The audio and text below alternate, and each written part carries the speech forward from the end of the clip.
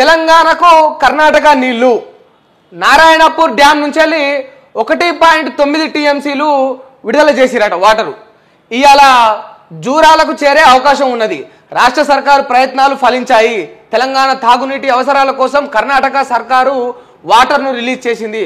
1.9 టీఎంసీల నీటిని నారాయణపూర్ డ్యామ్ నుంచి కర్ణాటక ఇరిగేషన్ అధికారులు బుధవారం విడుదల చేశారు. రాష్ట్రంలో తాగునీటి ఇబ్బందులు ఏర్పడిన నేపథ్యంలో నీటిని విడుదల చేయాల్సిందిగా కర్ణాటక ప్రభుత్వాన్ని రేవంత్ సర్కారు పలుమార్లు కోరింది.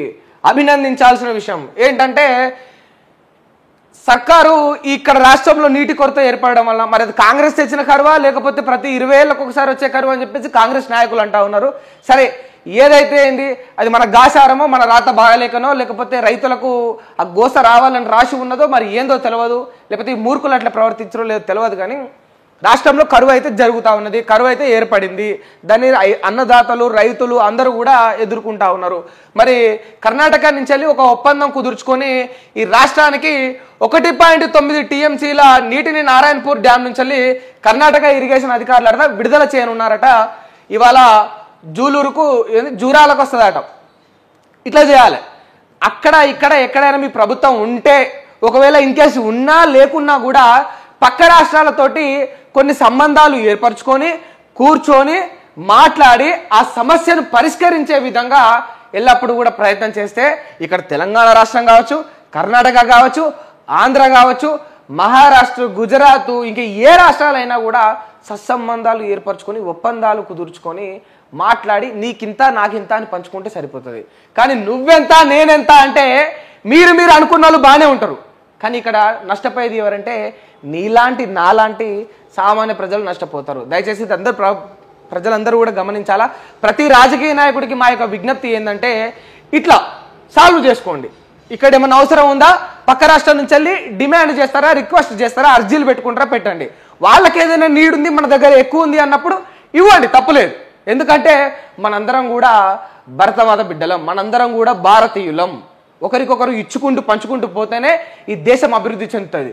లేదు నువ్వు నేను తన్నుకుంటా కొట్టుకుంటా ఉంటే అంబానీలు, ఆదానీలు, ఇక బడా బాబులు, బడా వ్యాపారవేత్తలు మాత్రమే ఎదుగుతారు ఈ దేశంలో, గుర్తుపెట్టుకోండి.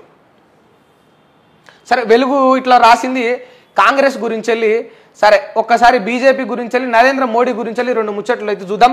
కాంగ్రెస్ బీఆర్ఎస్ ది అవినీతి బంధం, 2 పార్టీలకు కుటుంబ పాలనే ముఖ్యమాట ప్రధాని మోదీ అన్నాడట. 2 పార్టీలకు కుటుంబ పాలన ముఖ్యం అంటే అక్కడ కాంగ్రెస్ లో ఈ గాంధీ కుటుంబం, రాహుల్ గాంధీ, సోనియా గాంధీ, రాజీవ్ గాంధీ, ఈ గాంధీలు ఎవరైతే వస్తున్నారో వీళ్ళు, ఇక్కడ ఈ కల్వకుంట్ల తారక రామారావు, కల్వకుంట్ల చంద్రశేఖరరావు, మళ్ళా కల్వకుంట్ల కవిత, కల్వకుంట్ల సంతోష్ రావు, ఇట్లా ఈ కుటుంబం, మళ్ళీ వాళ్ళ అల్లుడు తన్నీరు హరీశ్రావు గారు ఉన్నారు, వాళ్ళని కూడా కుటుంబంలో కలిపేసిండ్రు. ఈ కుటుంబ పాలన జరుగుతూ ఉన్నది ఈ కాంగ్రెస్ లో, బీఆర్ఎస్ లో. ఏ కుటుంబ పాలన లేని మంచి ఒక బుద్ధిగల్ల, బుద్ధిశాలి, ఒక అమాయకమైన ప్రజల పక్షాన నిలబడే పార్టీ ఏదైనా ఉందంటే అది భారతీయ జనతా పార్టీ అని చెప్పేసి నరేంద్ర మోడీ గారు చెప్తా ఉన్నారు. సరే ఒకసారి వార్త మొత్తం క్లుప్తంగా చదివే ప్రయత్నం చేద్దాం. కాళేశ్వరం అవినీతిపై ఇక్కడి సర్కారు చర్యలేవి తీసుకోలేదు.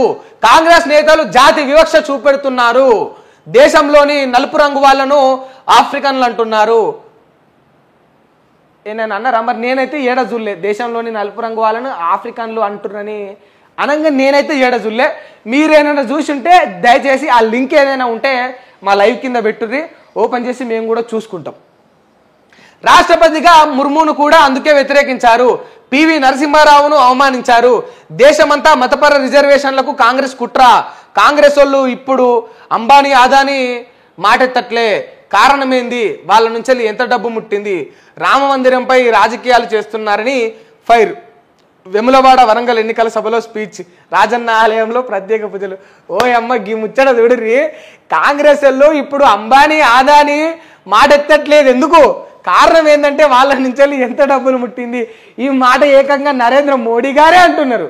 కాంగ్రెస్ కాట అంబానీ, ఆదానీ నుంచి డబ్బులు ముట్టినాయట, అందుకే ఈ అంబానీ, ఆదానీల ప్రస్తావన తీసుకువస్తలేరు అని చెప్పేసి ఈ మాట ఎవరంటా ఉన్నారంటే వాళ్ళతోటి ఎటువంటి సత్సంబంధాలు లేని ఆ అంబానీ, ఆదానీల నుంచి ఏనాడు ₹1 కూడా ముట్టుకొని శ్రీ శ్రీ శ్రీ శ్రీ శ్రీ శ్రీ ఈ భారతదేశ ప్రధానమంత్రి నరేంద్ర మోడీ గారు అంటా ఉన్నమాట. దయచేసి మీరు ఇటువంటి వ్యాఖ్యలు అయితే చేయకండి మోడీ గారు. మీరు అనండి, ఒప్పుకుంటాం, పివి నరసింహారావును అవమానించింది కాంగ్రెస్ పార్టీ, అది వాస్తవం, యావత్ భారతదేశానికి తెలుసు అది. కానీ ఈ అంబానీ ఆదానీల ముచ్చట మాత్రం మాకు గమ్మత్ అనిపిస్తూ ఉన్నది. ఇక వాళ్ళ నుంచి ఎవరికి డబ్బులు ముడతాయి, ఎవరి జేబులు నిండుతాయి, వాళ్ళ వెనకాల ఉన్నది ఎవరు, వాళ్ళతోటి చేతుల చేసి ఆలింగనం చేసుకునేది ఎవడు, లేకపోతే ఎవడు చిట్చాట్ చేస్తాడు, ఎవడు రహస్యంగా కలుస్తాడు అనేది భారత ప్రజలందరికీ కూడా తెలుసు. ఎందుకు ఇట్లా అంటే ఇక మీ తప్పును తీసుకుపోయి మీ బురద అవతలోనికి రుద్దే ప్రయత్నం చేయకండి. ఈడ ఇక మళ్ళీ కొంచెం బీజేపీని లేపిండి వెంకటస్వామి, ఎంతైనా బీజేపీ నుంచి వచ్చినవాడే కదా. సార్ చూద్దాం, కాంగ్రెస్తోనే రిజర్వేషన్కు రక్షణ, కాంగ్రెస్తోనే రిజర్వేషన్కు రక్షణ, మోడీ మనసు నిండా రాజ్యాంగాన్ని మార్చాలనే ఉన్నది, 10 ఏళ్ల అబద్ధాలు తప్ప రాష్ట్రానికి చేసిందేమీ లేదన్న సీఎం రేవంత్ రెడ్డి. పసుపు బోర్డు ఇయ్యాలే, చక్కెర ఫ్యాక్టరీలు తెరవాలే, రాష్ట్ర ప్రజల గొంతు కోయాలని బీజేపీ చూస్తున్నది, రాముడి ప్రతిష్టాపనకు 15 రోజుల ముందే అక్షంతాలు పంచడం ఏ సాంప్రదాయం, దేవుడి గుడిలో ఉండాలి, భక్తి గుండెల్లో ఉండాలి, బీజేపీ లెక్క పోలింగ్ బూత్లో కాదు, 69 లక్షల మందికి రైతు భరోసా జమ చేసినాం, ఇక కేసీఆర్ ముక్కు నేలకు రాయాల్సిందే, 15 ఆగస్టు లోపు రూపాయలు మొత్తం 2 లక్షల రుణమాఫీ చేసి హరీష్ రావు పీడ సిద్దిపేటకు వదిలిస్తాం.